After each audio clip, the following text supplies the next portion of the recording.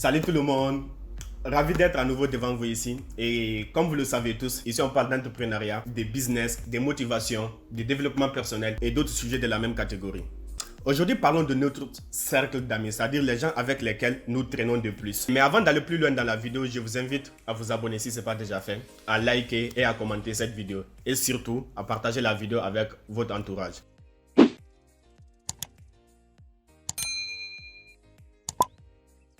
Vous avez certainement entendu ce dicton qui dit que vous êtes la moyenne des 5 personnes avec lesquelles vous passez le plus de temps avec. Alors imaginez si ces 5 personnes n'ont pas la même vision que vous, ou bien ces personnes n'ont pas les mêmes schémas de pensée que vous. Là, à vrai dire, vous êtes complètement à côté de la plaque. Parce qu'on s'associe pour progresser. Et si les personnes avec lesquelles vous traînez ne vous font pas progresser, alors à quoi sert cette association? Je me demande bien. Et pourquoi vous êtes complètement à côté de la plaque? Parce que vous ne pouvez pas prétendre vouloir être un entrepreneur à succès et impacter des millions de vies. Mais quand on regarde votre quotidien, c'est complètement le contraire de ce que vous dites. C'est-à-dire, vous êtes complètement en inadéquation entre ce que vous dites et ce que vous faites. Étant de nature influençable, l'être humain a tendance à copier inconsciemment des autres certains de leurs comportements. Par exemple, si vous traînez avec 5 fumeurs, vous serez certainement le 6e. Ou si vous traînez avec 5 drogués, il se peut que vous soyez le 6e drogué. Et de même, si vous traînez avec 5 millionnaires ou des personnes à succès, c'est sûr que vous allez être le prochain sur la liste. Donc, si vous voulez réellement être une personne à succès, vous devez vous entourer des personnes qui réussissent tout ce qu'elles entreprennent. Et peu importe le domaine d'activité, que ce soit dans l'entrepreneuriat, dans le monde salarial, dans le monde musical, peu importe. Et c'est là que ça commence à être un peu délicat. Parce que cela sous-entend dire que votre entourage, c'est-à-dire votre famille et vos amis, doivent avoir les mêmes principes de base que vous, c'est-à-dire les mêmes systèmes de croyances. Alors que se passerait-il si aucune personne de votre cercle ne parle le même langage que vous? Disons que vous voulez être un entrepreneur à succès et je vous vois venir. Peut-être vous allez me dire que pourquoi je prends toujours l'entrepreneuriat comme exemple? C'est tout simplement parce que ce mot résonne en moi et à vrai dire, j'aime bien ça. Donc, vous voulez être un entrepreneur à succès. Mais quand on regarde votre cercle, ça ne parle que de loisirs, de fêtes, de vie de luxe.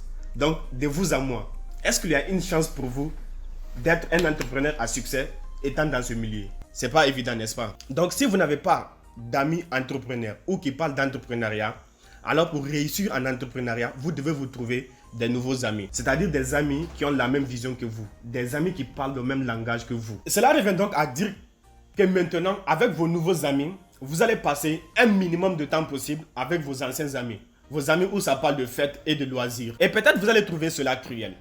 C'est-à-dire le fait de couper le pont petit à petit avec vos anciens potes. Moi, je ne trouve pas ça cruel.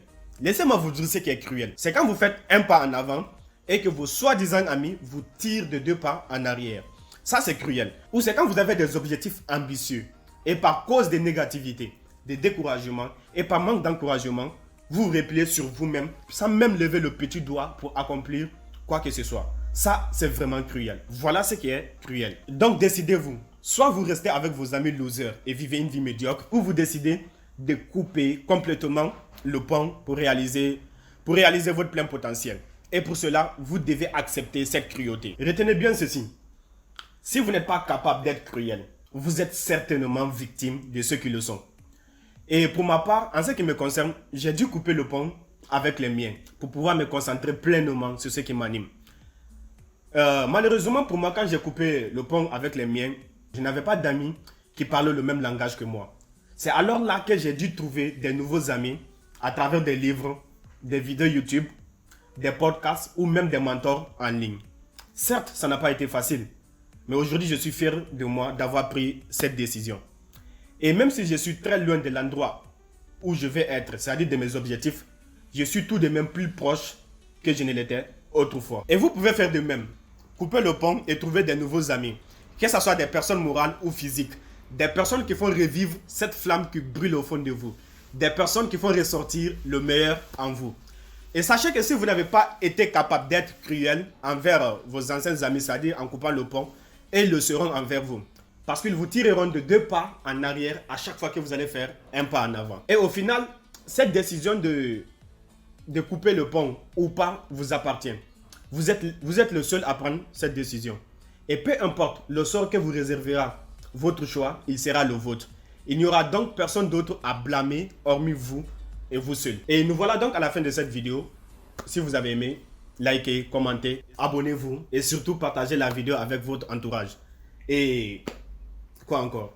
Je vous donne rendez-vous au prochain épisode et je vous dis ciao.